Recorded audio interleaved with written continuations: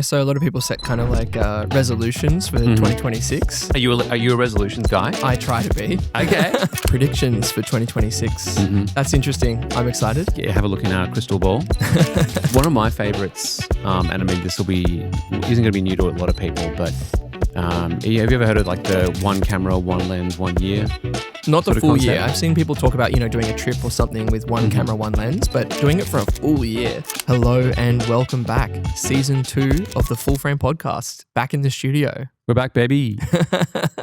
Little bit of a break, but here we are. Yeah, 26. Let's go. Yeah. What are we talking about today? A lot of we had the A7 Mark V episode right at the end of last year, and that's been cool to see. All the dust has settled on that now. A lot of the reviews have come out, and it's all kind of selling nicely. So we're happy. Yeah, and there was some stuff that wasn't on the spec sheet as well that I think we talked about. But obviously, like a lot of people using the camera for reviews, and then at the Alpha 7 V launch event that we did, people found out very quickly, like the kind of clean second ISO at 8,000. So having two ISOs at 800 and 8,000 in S-Log3, that's really, really good. Yeah, kind of brings it really almost in line with an S3 or one of the lower resolution sensors, which is really cool. Really cool. Yeah, I think it's going to be huge for video and stills. I think definitely, people who have been considering a second option alongside an FX3 or something like that, it's going to get a lot of attention there as well. Yeah, and I think it's very telling as well, seeing a lot of the advocates and ambassadors pick one up because, if you've already got an Alpha 1 Mark II, but then a lot of them are picking up 7 Mark Vs. Yeah, I mean, absolutely. And especially if you're not in a position to be running two Alpha 1 Mark IIs, which that's a lot. That is a lot. A 7 Mark V makes a very, very good second body for you. Yeah, for sure. Yeah. So we jump in on a little bit about sort of the new year. Yeah, so a lot of people set kind of like resolutions for 2026.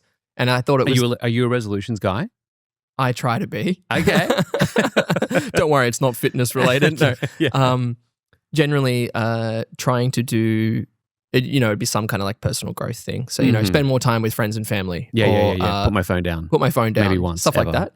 But we thought we'd talk a little bit about photography. Photography or like a challenge to set yourself for the new year. One of my favorites, and I mean this isn't going to be new to a lot of people, but have you ever heard of like the one camera, one lens, 1 year?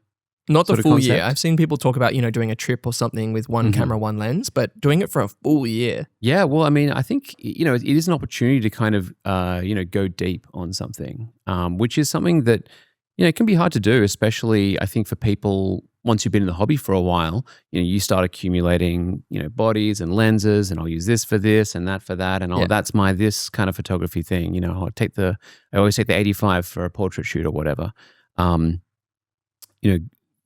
Bringing yourself back down and going, all right, this year I'm going to be the 35mm guy. Yeah.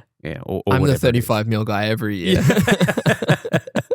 but I think a lot of creativity, actually stems from limitation rather than almost being too open-ended. If someone said, do this, but you can do it any way that you possibly want, right? That makes it almost more difficult to decide than if, you have a limiting factor. Yeah.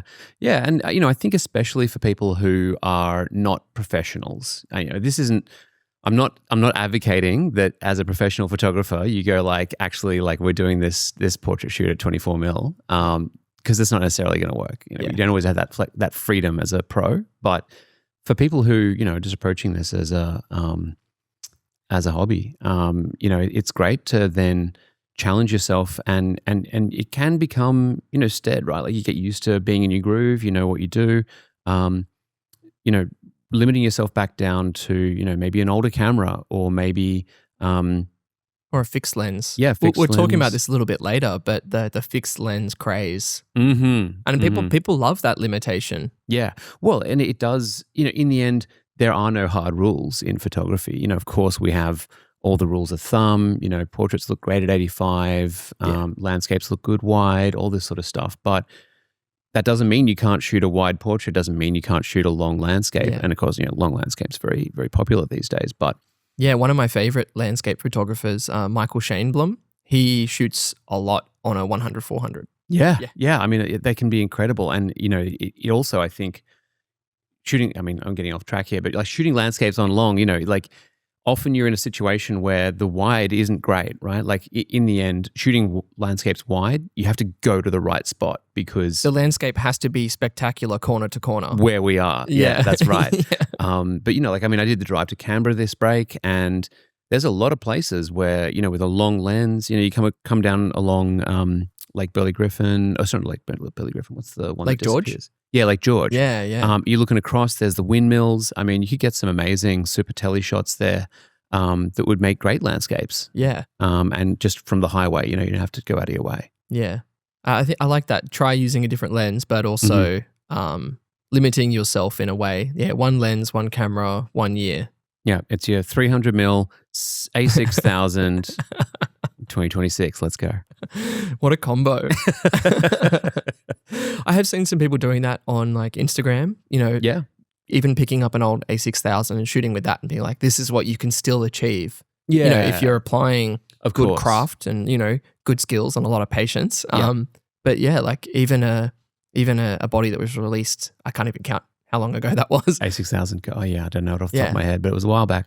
Yeah, but just doing something fun with your photography. Yeah. Yeah, and I mean, I think, people, you could easily get the impression listening to people like us, that cameras that came out before 2020 don't exist. Just because we talk about the new stuff, right? But old cameras still work. Yeah, I remember when I used to like work in a camera store selling cameras, and if someone wanted they're reading a lot of things online about the latest and greatest, and I'm like, that's awesome if you really want that and need it.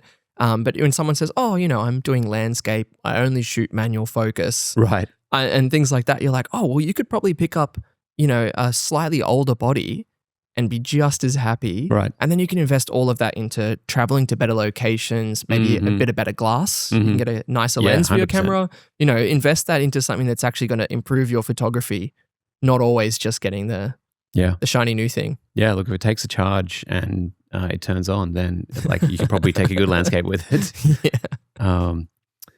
Yeah. All right. Well, any other New Year's resolutions? Maybe just to try and shoot something outside of your genre. Yeah. That's always a healthy experiment. I think that's a good one. Yeah. I think for me, I think every year it's always like get out and shoot more. Yeah.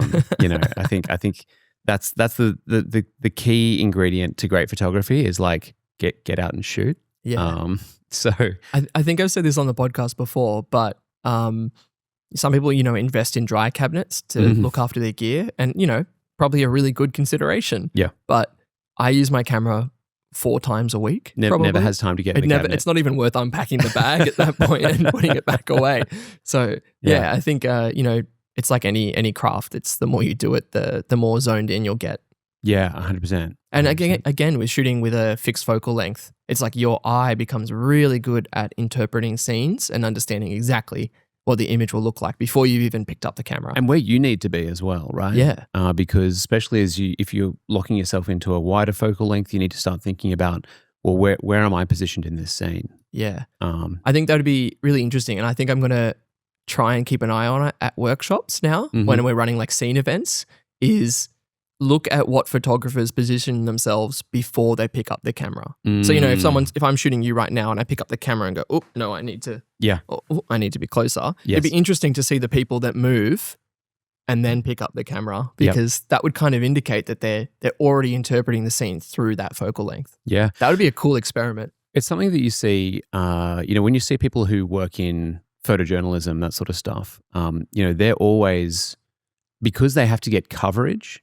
they're always thinking about like moving through the scene. And for them, it's less about working a subject, but maybe more about like working the story. For them, they're thinking about, this story needs establishing. It needs like, I need to like get all the characters. I need to see the action.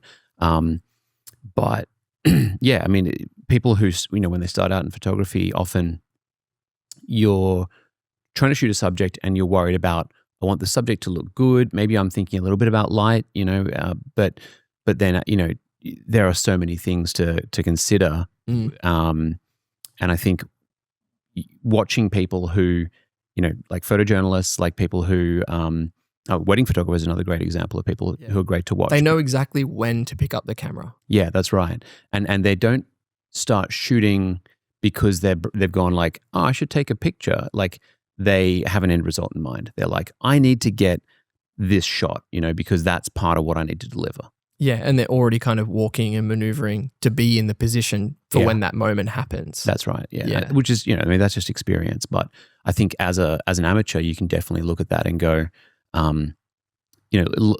take a lot out of that idea of like shooting for the end result.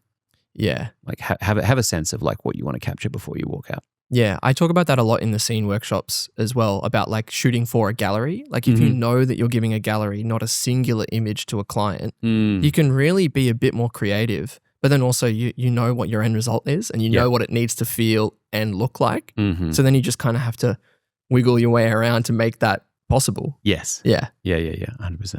100%. Should we talk a little bit about the year to come? Yeah, 2026. 2026. So I thought since we're kind of doing the New Year thing, maybe we'll do some predictions.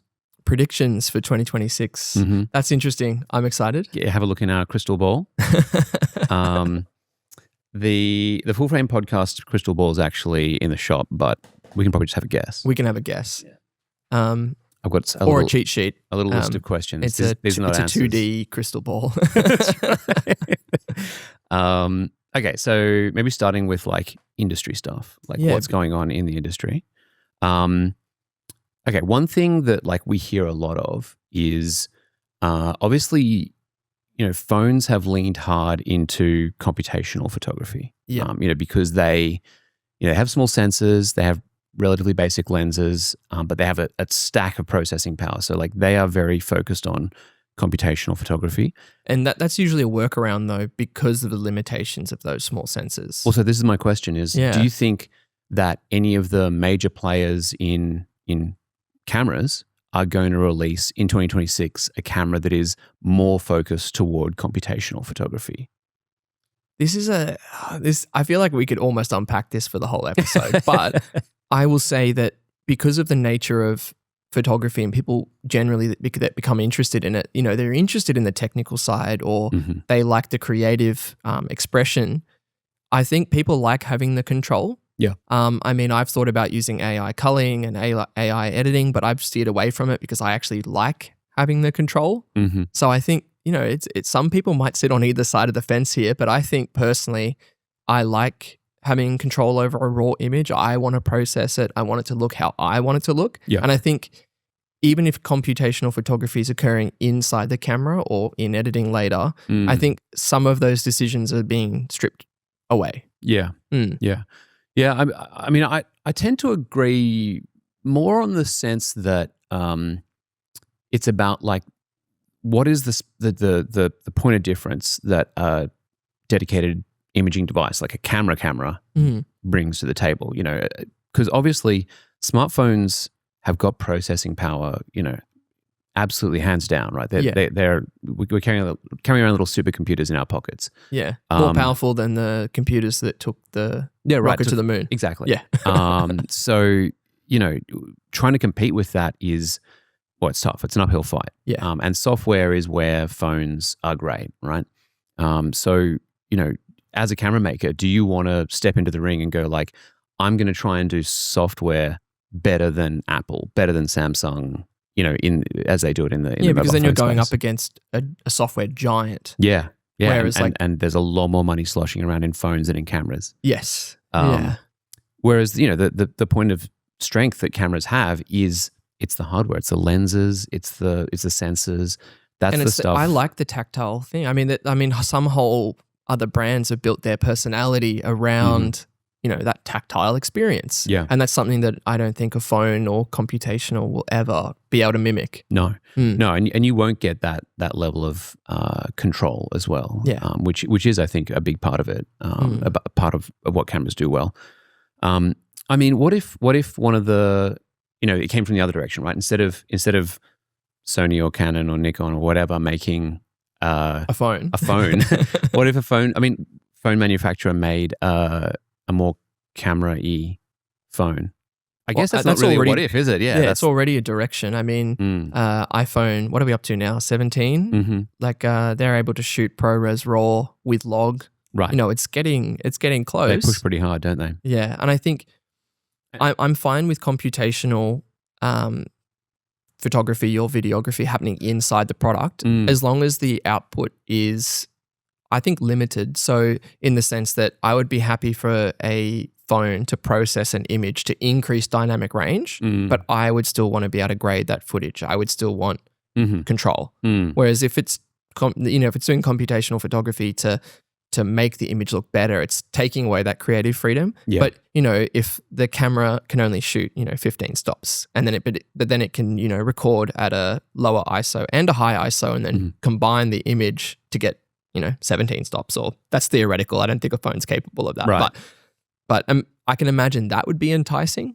I mean, we've seen it on some cameras. There's some I don't even know what to call them, like industry cameras that can shoot dual gain at the same time, and then process the image as one singular output. So that already exists, and that's something that who doesn't want more dynamic range? Dual gain output stuff. Yeah.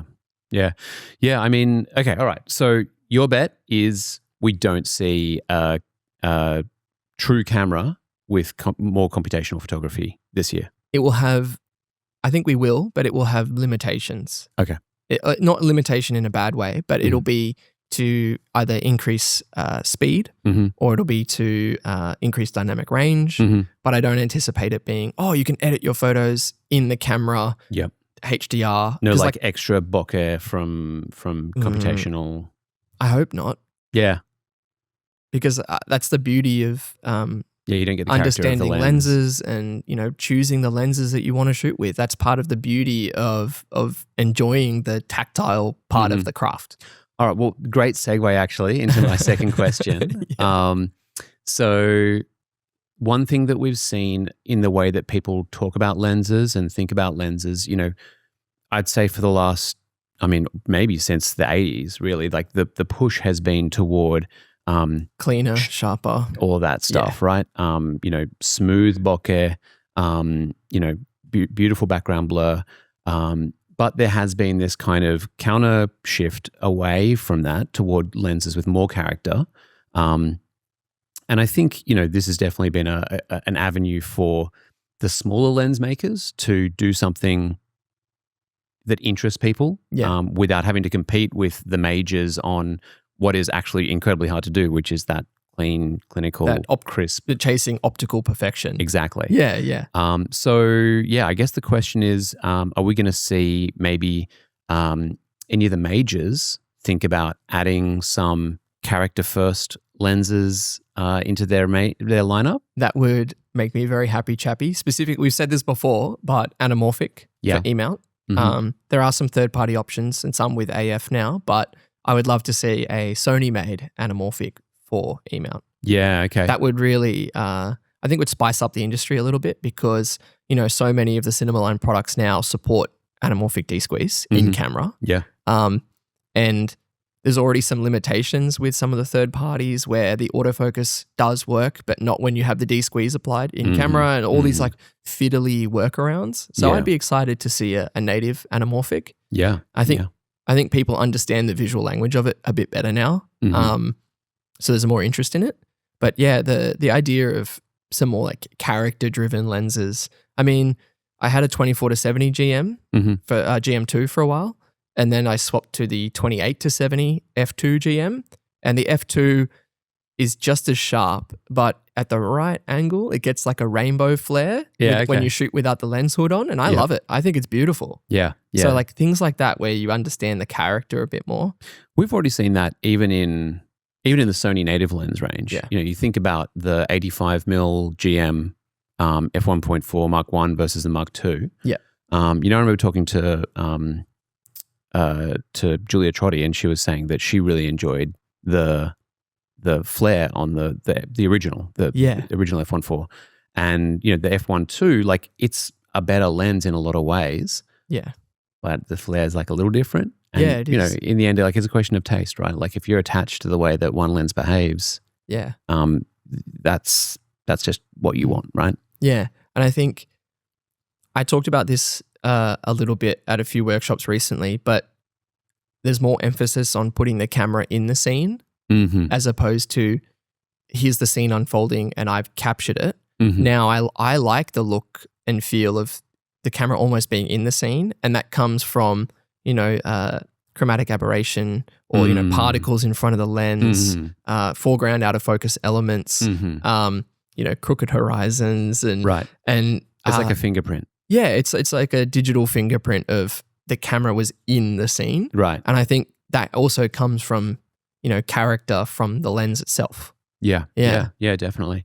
My bet personally, I think 2026, I think for the most part, we're not going to see a big push from majors into this sort of stuff. I think in the end, it doesn't play to the strengths of the majors. What people want on the whole is, the performance. They want peace of mind. Yeah. That's the strength of the manufacturer of a major manufacturer. That's right, exactly. Like the OEM stuff is like OEM's original equipment manufacturer. Like the coming, you buy a Sony camera, you buy a Sony lens, you know that it's going to work great. It's going to have the highest performance. There's a kind of security to that. Definitely. And you'd be crazy to step away from that. I think those kind of novelty lenses mostly, they're best when they're maybe a little bit cheaper, so that you can kind of take a bit of a punt on them. And hey, if it's not the highest performing lens, if I don't use it that much, well, I didn't break the bank on it. Yeah, or you're using it for like a specialty purpose, like like ultra wide, like a 9mm or something. It's all manual focus or a tilt shift like or something like that. Yeah. There have been a couple of examples of this. I mean, look, Sony's done this, right? I mean, you want to go back, like the 100mm STF, right? Yeah. It was one of the first lenses, one of the first G Master lenses that we put out after. I think we had like the 24-70 and the 85mm and the 70-200, and then it might have been the 100mm. Before the 16-35. Yeah, it was early. That's crazy. It was really early. And obviously, I think it was somebody's baby. Yeah. But it was, this was like a 100mm lens with what we call an apodizing lens element, where the aperture is shaded. So instead of being like a clear circle with the aperture blades around the edges, you have like neutral density filter, but it's dark at the edges and then it's light in the middle. Yeah. And so what it means is like... Which is why it's an f2.8 in terms of depth of field, but it's a T5.6 in terms of actual light. It might have been T4.5.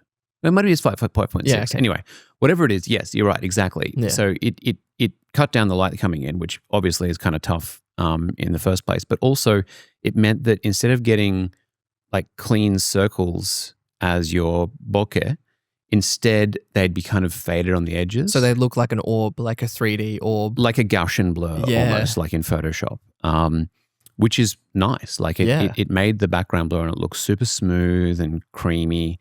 But I think it was one of those things where it's very niche. It's super niche, and I just think maybe the market wasn't quite ready for it.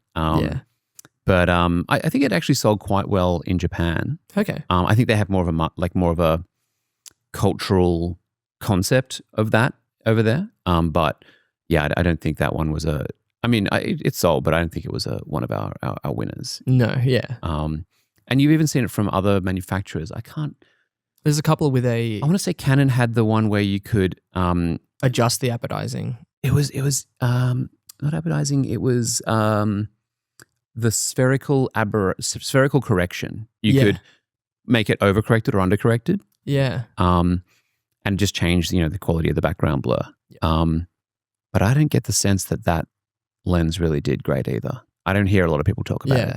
There's a couple of PL mount adapters that have like a detuner in them. It's an extra piece of glass where you can tune the image to be like slightly out. Yeah. Where it's like weirdly sharp. Yeah. Like it's in focus, but then it looks soft because it's been detuned. And I know that's popular with a few DPs. Yeah. Yeah. It's like an undercorrected look is like unsharpened. Yeah. Okay. All right. So I'm saying, my bet is we're not going to see a lot of a lot more of these kind of like vibey lenses out of the majors. Not from the year. majors. Yeah. I think it's going to stay. It's going to stay in that kind of third party space. Yeah. Okay. This is one that I'm really interested in. C2PA and content authenticity. This is the stuff, we've seen it coming to a lot of our cameras, and I've talked about it a couple of times on the podcast already. This is the digital certificate on your images that shows, okay, this is really created by a camera. This is a photo of a real person in a real place. And, obviously with the way that we're seeing a lot more AI deepfakes. Yeah. It's pretty important stuff. It's kind of becoming more and more relevant. Yeah. I mean, even in the last maybe 3 months, I remember like seeing AI content on, Instagram or TikTok, and it would be, you could very clearly tell just by, kind of like artifacting in the corners or like, wrong number of fingers or toes, like things like that. But now, like occasionally you'll see something and it takes you, you have to watch it maybe twice and you're like, wow, maybe that is AI. Yeah. So like, and that's getting scary from a certain standpoint, but also the sheer amount of content is escalating rapidly. It's crazy. Yeah. Yeah. So, I mean, the question is this going to be the year where C2PA and content authenticity kind of hits mainstream? Because it's been out there. Yeah. It exists. You can do it, but we haven't really seen, I don't think I've seen a news article with a C2PA tagged piece of content in it. Yeah. That I know of. Yeah. So even if it exists, people aren't like trying to, the major publishers out there aren't really trying to push it yet. Not yet. But do you think, is this the year where we see it kind of hit? Probably jumping the gun early is probably a good thing. If publishers and media started, doing it preemptively, that's probably better than waiting for something to happen and then reacting to it. Yep. Yeah. Yeah. I want to see it. I feel like on a certain level, I'm skeptical because I think probably a lot of the big players in the online space are kind of happy for AI content to just be the bully in the playground. But I want to be optimistic and I want to say, this is going to be the year because the appetite is out there to see stuff which is real. Yeah. And I do think that if especially if C2PA can have good confidence in it, and I think there's no such thing as a perfect cryptography or whatever, but it's pretty good. It's pretty good. And I think, I would feel better seeing news articles that have that stamp on it. At least I have a sense of like somebody's tried to show that this is real. And to portray like they're actually putting effort into proving that this is legitimate. That's right. Yeah. I think it's also part of the broader discussion of just AI in general. Oh, yeah. Because we're seeing stock footage sites disappear. We're seeing a lot of kind of like stock asset websites now kind of removing or like reducing the amount of real photography and investing really heavily into AI generation tools. Yeah. It's just, I think it's funny because like I sit on the opposite side where amongst a lot of creatives, we're all rejecting it. We're going, no, actually, we don't want to see that kind of stuff. Yeah. We don't need it necessarily for our workflows. And there's a lot of money floating around in that industry. And it seems that most consumers are not super stoked about it. Like I think Coca-Cola did a Christmas ad. Yeah, that was not well received. It flopped really hard. Yeah. Because people were like, well, why am I watching this if it's not real? I think it's so interesting because the first time they did it, it had so much novelty value. It was the first time that someone had gone, let's just take some of this AI stuff and see what we can put together. Yeah. And so the first one, it was sort of like weird and creepy, sure, but also amazing. And everyone was like, wow, okay, that's crazy. And then only 2 years later, it's like, I've been swimming in AI slop for 2 years. Yeah. And suddenly it's not cool that you did this. Yeah. And I think brands especially that, I mean, this is good to talk about because, maybe people listening to this are in the creative industry or at least interested. And it's good that brands are now leaning back into that doco style where they want to show how they produced the content that they're then releasing, even if it's a high-end campaign. But they want to say, hey, like real people worked on this and this is what it looked like. Yeah. because we actually value that. Yeah. Yeah. Oh, absolutely. Authenticity is, it's everything. Yeah. Okay. So one thing that I'm interested in, and like this is tricky for us to talk about as a Sony podcast, but I think it's interesting. The L mount alliance has been kind of around the periphery for a long time. Obviously you've got Panasonic in there. You've also got, I think Sigma were in there.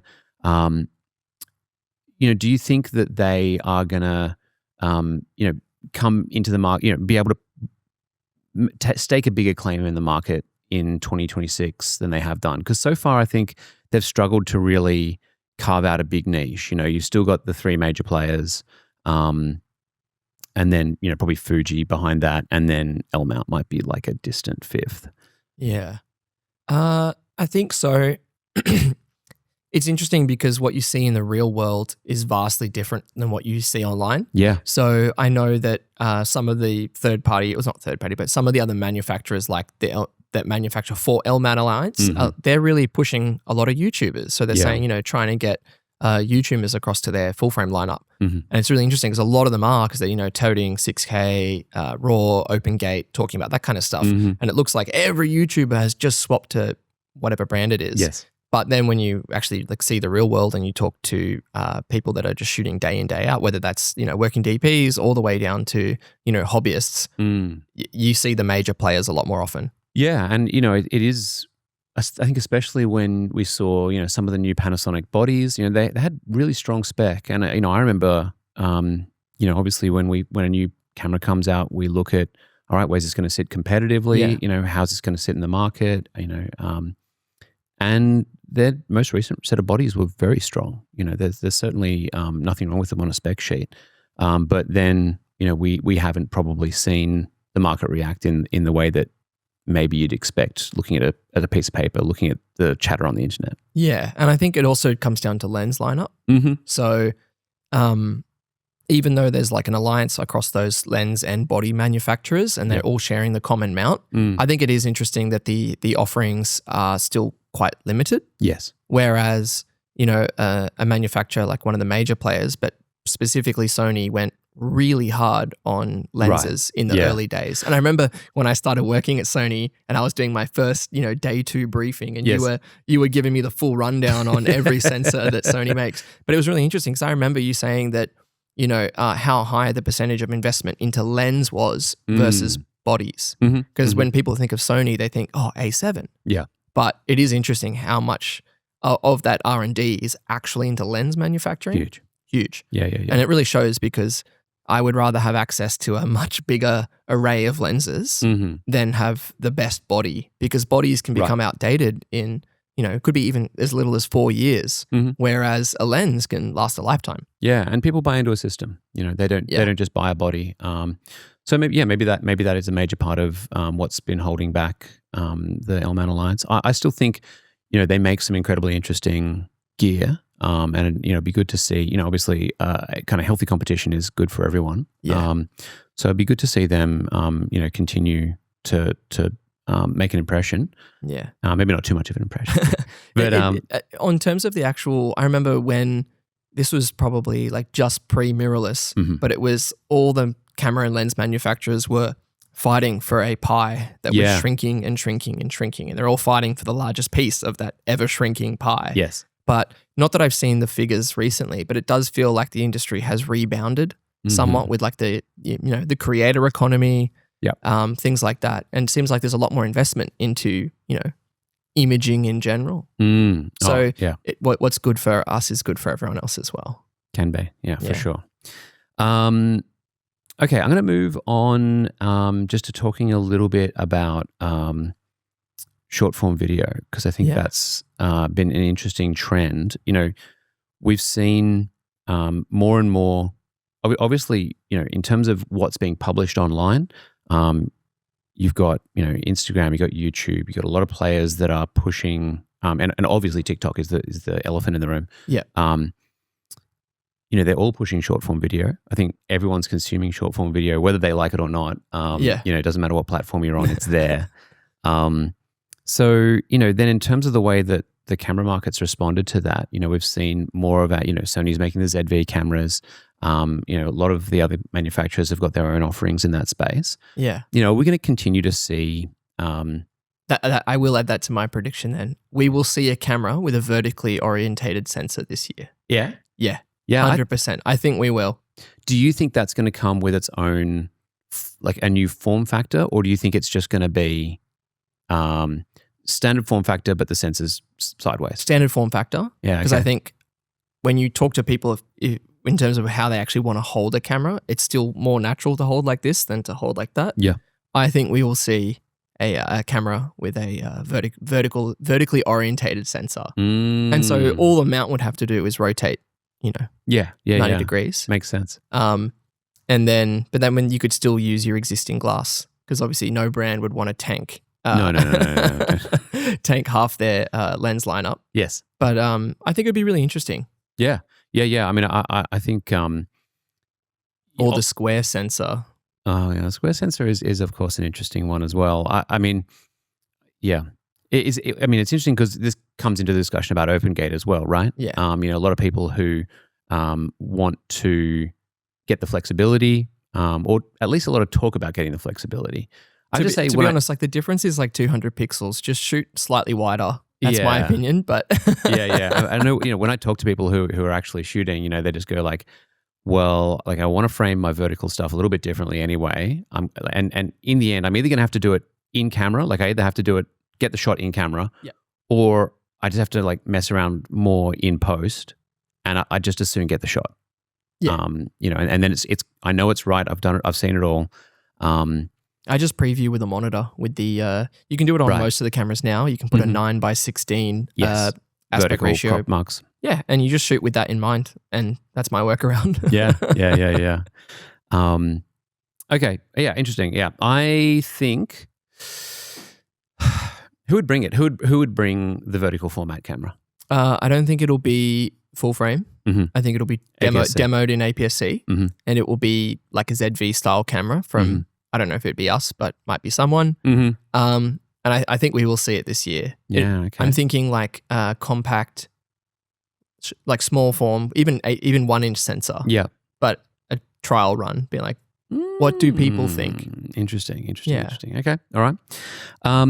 So something that we've seen happening across, we've seen it across like in cars already in a big way, is this idea of a subscription model for hardware. And this isn't something that we've done in a big way in cameras. This has only ever happened in we did like a little bit with the custom grid lines for some of the models in the alpha range, but where you really see it is in cinema line. So for a long time, Venice has had a license system where like a paid raw upgrade. Yeah, or for like different resolutions and outputs and aspect ratios. So, the default is going to give you, obviously like, it's a Venice, it's still going to be incredibly high quality, but if you want to get like the complete open gate, that sort of stuff, then there is a license fee. And this is actually like super common in industrial stuff. But we haven't seen it as much in the consumer market. And obviously like there is a lot of, people have some feelings about it. And definitely. I think it's as not someone unreasonable. Who sold their soul to Adobe. So do you think that we're going to continue to see more pushing on this this subscription model sort of thing in cameras, or do you think maybe it's a little too hot and that's going to be something that manufacturers back off of? I think in terms of firmware, personally, it'd be great if everything was free. I understand that some upgrades might warrant extra cost because of the sheer amount of effort that goes into developing or building that firmware. Yeah. In terms of cinema line stuff, you're right. It's like common practice for, license upgrades. Mm-hmm. But as something that's so hardware driven, I'd hope we don't see it. Yeah. But a lot of brands and a lot of software is all switching to some form of subscription because, the return for the investment on the company is massive. Yeah. Yeah. I think that it's not even that it's a profit making. I mean, obviously, like it makes a difference. But the reason why companies do it in the first place is it happens more. It's more important or more popular as the market gets smaller. And that's why you see it in stuff like Venice and why you see it in industrial applications, because every single model that you make has this big fixed R&D cost attached to it. Yeah. And then you have to like offset that across the number of models that you sell, right? If you make a one-off, the R&D cost is insane. Right? Yeah. But if you can make it once and sell 1 million of it, then suddenly that R&D cost gets defrayed across 1 million units, and it doesn't matter as much. And so, what this licensing concept lets you do is spend the R&D once to make the top model, and then you can still sell different models. You can increase the number of units by selling the top model and then having your licensed model, which is the same hardware but with different licensing. And so in a small, really small industry where like your total number of units that you're ever going to sell is small, it makes more sense. It's more important to be able to do that and spread it to a larger market. Yeah. And I think cameras right now are still in that point where like the numbers are big enough where it's not really a big issue. And I do think that probably a lot of manufacturers have heard the feedback on that licensing stuff. And I think the frames thing, I think for Sony it was probably not received in the way that it was intended. Yeah. It was intended to be something that was niche just for camera places, for like chemist places where they're shooting passport photos or whatever, and they need to have like this specific frames, and they set it up and it's part of a business, and it made sense. It was like, okay, well, if you're paying however much for a license to do that, in the course of running your business, it's nothing. Yeah. And it makes sense. It's good value. But then of course, everyone was like, well, I'd like to have custom grid lines, and it was taken poorly by the market in some ways. So, I suspect that we won't see much more pushing in that direction in the short term, but long term, if we see cameras continue to become more and more specialist, and I think it's stabilizing. I think actually like we maybe are like at the point where the market now is the market we'll more or less have for the foreseeable future. Yeah. But if it keeps on narrowing, I think camera manufacturers are going to start to make less different kinds of hardware, and they are going to have to start looking at maybe licensing. There's a camera called the Pixie, like Pixii, and it runs on like Windows 64. And there's I think they only make 2 models currently. Yeah. Because that's the big thing. You have to make a different sensor for a different application. Like we've spoken about this, high res for high res, for these genres, and then the A9 III for sport, and they all have different applications. But this is a camera that you purchase one of 2 sensors, and then you choose the software that you want based on what you can afford. If you want the highest readout speeds and you want the largest resolution, you buy the top model. Yeah. But then if you want that model, but you don't need all the bells and whistles, and you don't need burst mode, Just you don't need video, you can buy a cheaper version of that software. Yeah. So then you just load that software onto the body. So manufacturing cost would plummet because you manufacture 2 bodies, and then people purchase the firmware that they want. That works with that body. Yeah, it's interesting, isn't it? Yeah. We had I remember when we had the camera apps. This is many moons ago, but they were never the most popular thing, but they went away, but we did get feedback. We still get feedback to this day. People kind of miss certain things that those apps provided. Like the Smooth Reflections app is probably the one we get the most feedback about. Really? People just kind of liked that ability to have. And Smooth Reflections was an app where it would do a series. It was using the electronic shutter, and it would do a series of exposures and just integrate them onto a single image. So it'd be like, the kind of thing you would do to get either like stacking for astro, although it wasn't really designed for astro, but more it was to get, moving water, and then as you got more and more exposures with the water in different positions, it would all just average out, and you get this smooth kind of washed out look like you do with very long exposures. Yeah, like doing a 120-second bulb or something. Yeah, it was sort of like a hardware solution to not having an ND. Because it let you shoot at a faster shutter speed, but then because you'd integrate over many exposures. Yeah, okay. I mean, that's cool. It was cool. It was cool. It was a cool app. So yeah, I mean, in that sense, I think. Well, that's almost computational. It is. It is. Absolutely. It's computational. Yeah, that's right. Going back to the start. So it's not like we've never dipped a toe into those waters. But I do think it's a big challenge to find the right balance. Because when you put it like that, right, it sounds like a nice thing. Like, oh, cool. Like you could add in this cool feature. But the flip side of that conversation is always, why isn't it built in? Yeah. And what is the line between what's reasonable for the to be built into the hardware and what should be done as an add-on? What could be a reasonable add-on cost? And in the end, probably there's no hard line. Some manufacturer is going to have to just come in and go like, well, this is it. Here's what we're offering. Yeah. But it does make for an awkward conversation. Also, because of I only just sidetrack. This is a side thought, but the rising costs of storage. Yeah. Because of data center companies buying all of this, all these SSDs. Yes.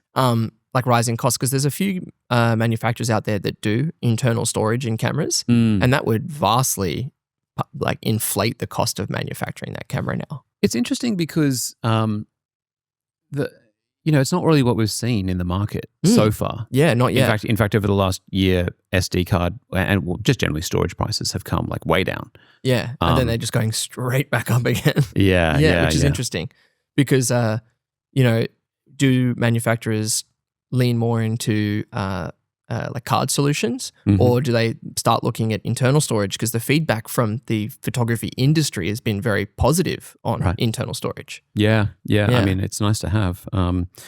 We used to do it with the Handycam range. Like we have lots of internal storage on those. We've never really touched it for stills, for interchangeable lens cameras, but it'd be an interesting direction. All right, last one.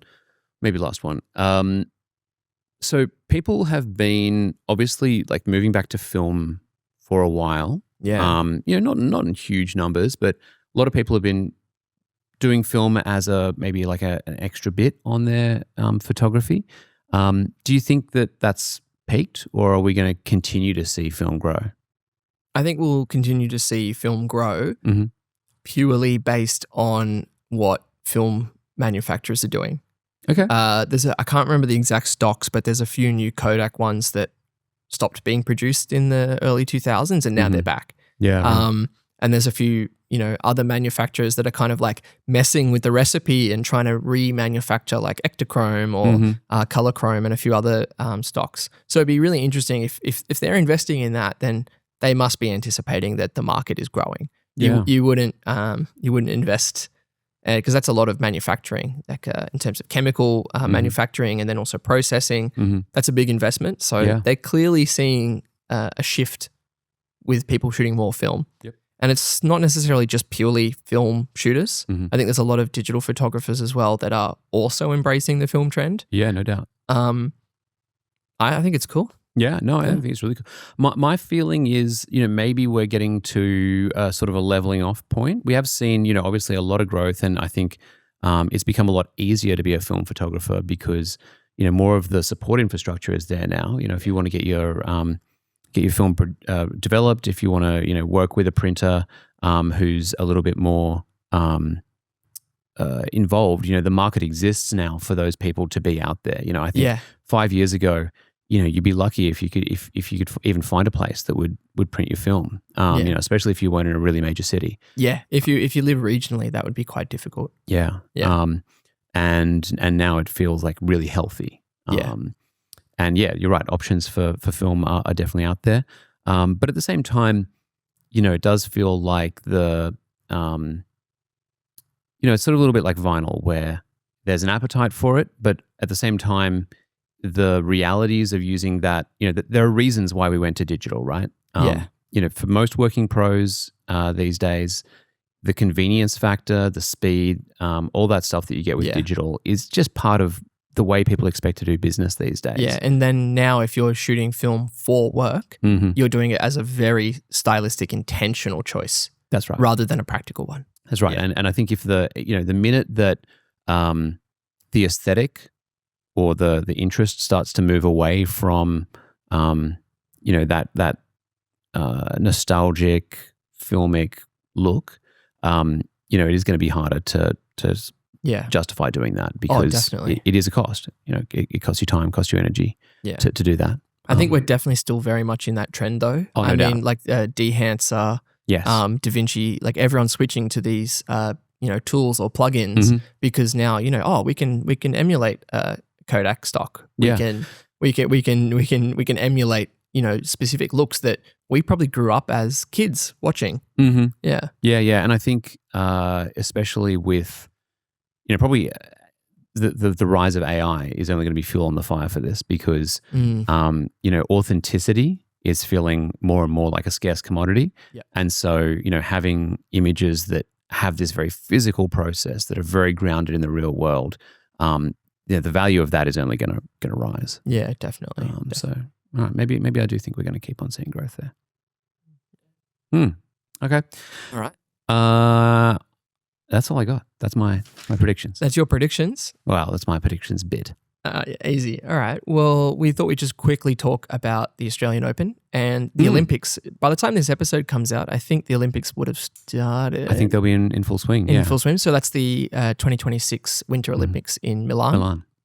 Yeah. So that's kind of like not like a battleground, but for lack of a better word, yes. All There's the brands are kind of vying for what is appeared market share. Yeah. Yeah. I think, Sony is definitely very, and we've been very public about being, very focused on, getting share in that space. And, it is like there's a large part of our business that is not a large part. There's a team in our business that is very focused on supporting those events and providing pro support in not just the Olympics, but in smaller events around the world as well. Yeah. What does that presence kind of look like? Just so for people that aren't really aware of what any of the manufacturers might be doing, kind of in that space. Well, it's super interesting. So the any major sporting event will typically have a service depot, and what that generally looks like is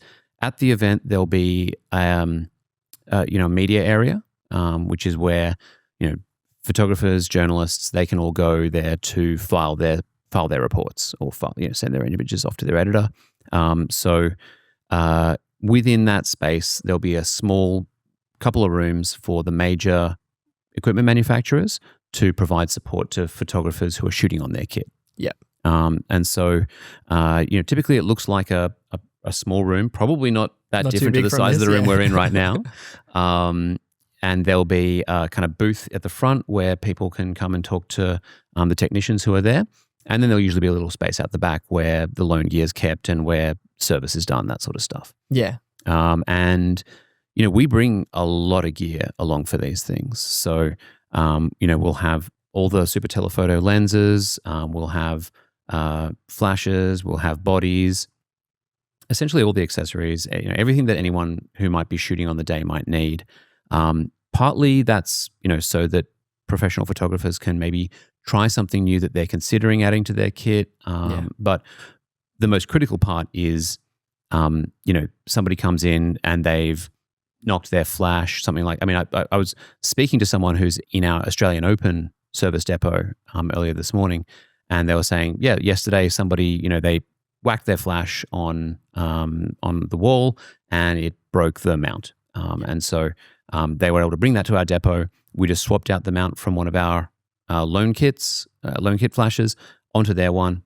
They've got a functioning flash and we'll take care of the service as it's needed. Yeah, happy days. Yeah. Yeah, just before the podcast, I remembered a Petapixel article from a couple of years ago. It was the 2022 Olympics, the Winter Olympics, and a photographer dropped their A1 and 24-70 GM. Yeah. And I can't remember whether it was moguls or ski jump, but this Alpha 1 dropped like 200 feet. You can still find the video. It's just like tumbling and tumbling and tumbling.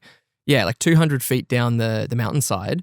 And the only thing that broke was the lens hood, and the rear screen was like twisted. And yeah, the service team replaced the rear screen within like 30 minutes. Yeah. Yeah.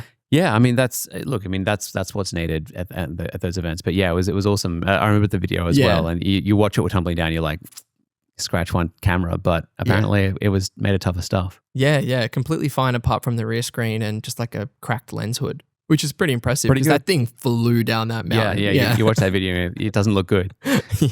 So we have a lot of kit there, and we also have engineers who are able to provide service. And so at a small event like Australia, I mean, I call it a small event. Australia, small event. Yeah. At least a localized event like Australian Open, we'll just have a single service depot. So we have staff on the ground there from like 8 in the morning till like 11 at night, something like that. So it was a long day for those guys. They typically run it in shifts. But then at the Olympics, because you have different sites, different venues, we'll often be running maybe 3 service depots independently at different venues. So they're a huge undertaking, and we have depending on the location, we might have staff from Global who come in to help execute, run the software for it, all that sort of stuff. But yeah, it is a really big undertaking for any manufacturer to do those. Yeah. And it can be a long negotiation as well. I remember when we were initially trying to get access for the Australian Open, I think the organisers are very used to the old, the old guard and who's always been there. And it did take a few years of back and forth and knocking on the door and just kind of getting familiar with the people who organise these events. So change happens slowly, but we now are in a position where we can kind of do that on an annual basis, which is nice. Yeah. What other major events? So we've done the Motor Grand Prix in Australia, Phillip Island. F1, I'm not sure that we do that at this stage, but it's definitely the kind of thing we'd look at. 2026 prediction. We don't generally do, if it's stuff like just big football matches, that sort of stuff. We're not there for that sort of thing. In I remember seeing Sony doing a lot of work with World Athletics. That was like one of the big showcase kind of projects. Yeah. Big global things, no doubt. Yeah. So, Commonwealth Games, Olympic Games, those are all places where we support a service depot. We actually, there's a full sort of schedule of events that we support. Generally major international tournaments, Tour de France, that sort of stuff. Yeah. I remember I got a phone call from a gentleman a couple of years ago, and he was building an underwater housing for FX6. And I was like, oh, well, what are you using it for? And he was explaining that he needs to run time code in while the camera's in the water. Right. And I was like already so confused. And I remember I just forwarded the email on to, it probably was you actually. Yeah. But yeah, he needed time code into the housing and audio to run the time code in because that camera was going underwater at the Olympics to run on rails. Right. In line with the swimmers. That's a insane housing project. Question. Yeah, that's wild. You definitely get a lot of those kind of like crazy really questions. Technical support kind of questions, especially for people that are operating at at the level that they're shooting for those like world major events. Yeah, that's right. And it's the kind of people whose job it is to find a solution. Yeah. We actually had a really interesting one recently. The FR7. This is not strictly related to the pro depots, but so the FR7 camera, which is our sort of pan tilt zoom full frame body, it was being used on a production in Sydney, and they kept on having this issue where the cameras would freeze up, and we've had engineers from Global fly in and spend like a full day just like getting into the guts of the network and digging into like, all right, what's going on, and they found it in the end. It was this issue where they were using multiple controllers and they were like sending too many signals, and it was like freezing the buffer essentially. And so they've worked out a solution and they fixed it up. And but yeah, it is that kind of stuff that has to be done for professional. Yeah, and you never know until you come across the problem. That's right. Yeah, that's right. Especially when you're building a product, I can't imagine that you'd be testing it with 3 remote controllers in a network clouded kind of area. Right. Yeah. Like, it's something that you can't always anticipate. That's right. That's exactly right. And I think, when you're designing for an amateur market or, not amateur, but like single shooter, the envelope of like what they might be trying to do with the camera is pretty consistent. Yeah. But when you're dealing with big organizations, things get weird quick. Yeah. I remember Sony did an event for the Alpha 9 Mark II launch, and you were rigging the old RXO action cam. And I remember you rigged it so that you could have the RXOs mounted on top of a basketball hoop, like on the backboard. Yes. And they would shoot whenever you pressed the shutter on the 9 Mark II. Yeah, so you could shoot three cameras simultaneously. Yeah, it was good fun. Yeah, that was a Wi-Fi headache, wasn't it? It was a night. Yeah, anything with networking is always. it's a whole different area of expertise. But we got it working, and it was very cool. Yeah, I thought that was very cool. One thing I wanted to quickly touch on, just from talking to the guys who've been at AO, and I guess what's been kind of hot with the pros this year. I asked like, what have you noticed? What's been going around? And the one thing that comes up every time is the 50-150. Yeah, is the most popular lens for AO. That makes a lot of sense. Specifically for AO, it's been out all the time. Okay. I think it's been really interesting to see. Obviously, that lens is going to be popular. Just having that spec. When it was announced, I thought it would be kind of niche. At the price, it seems kind of a bit niche. But then what we see time and again is people use it and they go, "This is giving me something that I just can't get anywhere else." And we're seeing especially it's the mix of having that fast aperture, having the really useful focal length range, and also having extremely high autofocus performance. Yeah. Having all that stuff all together in a single lens, it just makes for an absolute powerhouse. Yeah. I'm probably going to sell my 50. I just got an 85 GM last year, but I'm probably going to get rid of it. and a 70-200, and then just 50-150 it. Yeah. It's an incredibly versatile piece of kit. Yeah, even just the idea of not wiping out, but replacing 3 lenses in your kit with one lens. It's pretty enticing. Yeah, and the look of the images that come out of it is just it's got a bit of magic about it as well. So we get great feedback. And the other thing that what about 300? 300 is popular. 400 is also popular. I think you get a bit of a skewed look when you're looking at depots because people often borrow the stuff that they don't have yet, right? So, which is the really, really, really big stuff. That's right. And I think a lot of the 300s, if people want it, it's kind of just in reach. Like it's at that top end of stuff that's like, for a pro, you can justify it. Yeah. The 400 and the 600, you really got to have a rock solid reason to buy one of those because they do cost like double what the 300 costs.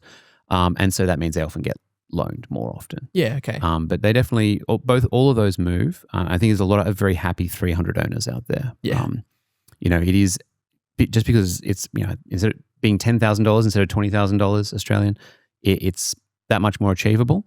Performance is very similar. Yeah. And also it's just so nice and lightweight. Like it's not significantly heavier than like a 50-150 or a 70-200. Yeah. And of course, the look you get out of it's incredible. Yeah. It'd be interesting to see what the kind of spread of gear that is being used at the Australian Open. Yeah. Or in the next week at the Olympics. Yeah. Well, the other thing that was really interesting is because Sony is such a major player in video as well as stills, and we have our Pro Sport depot there, we wind up talking to a lot of videographers as well. Yeah. And the 50-150 is not only popular with stills guys, also a lot of FX6 shooters who are running that lens. Yeah. I think it just has such a broad envelope that it's kind of becoming, it'll be a few years yet before it's really a standard, but it is becoming very popular for that top end capture, whether it's stills or video. Yeah. Mm. Interesting. Yeah, very interesting. It was also cool to hear, with the temperatures we've had at the Australian Open, it's always a really high temperature event. Yeah. But we had like 45 degrees on the court and really no issues around heat for the most part. So that's really good. It's good to hear. Yeah, that's always a major concern. But no, good behavior on thermal stuff, and also good behavior on the FTP transfer, which for those guys is really massive. I think more casual shooters, we won't care, but these guys are trying to submit on deadline. They want to get it to their editor fast as they can. And one of the good things that we always hear with the Sonys, or rather never hear with the Sonys, is FTP issues. FTP set up straight. It's straightforward. It's easy. Where other manufacturers, they might have people like rocking up to the desk going like, "Can you help me like get this stuff all sorted out?" Yeah, we don't really get that because it's just straightforward. Yeah, I remember seeing some demos in the office where you can even just custom button, and then it's just off it goes. Off it goes as you shoot it, which is really cool. Yeah, we did a demo recently where we just did, people were just shooting. It was a golf thing, and people were just shooting on the camera, and then you just go into playback, you protect an image, and off it goes. Yeah, and that's great. I mean, that's a beautiful workflow. Yeah, that's awesome. So that was nice to set up and nice to see it all working. And that was with a 7.5 as well, right? That was with the 7 Mark V. Yeah, awesome. Yeah, but it'll work with almost all of them. Yeah. So yeah, it's good. Pretty cool. All right, well, probably to wrap up, but I'm really excited by the kind of work that I'll get to see in the next couple of weeks coming out of the Olympics. Absolutely. I think it's a really good time to be following along with photography. You can, one, see what all the pros are using. Yeah. And then two, like the kind of work that comes out of big events like this is really, really inspiring. Absolutely. Yeah. Yeah, no, I think it's going to be great. It's always a highlight, the Olympics, whether it's winter or summer. Yeah. So yeah, I'll definitely be watching closely. That's a wrap. Episode 1 of Season 2 of the Full Frame Podcast. Yeah. Looking forward to a big 2026. Yeah, ready to kick off the new year. All righty. See you next time.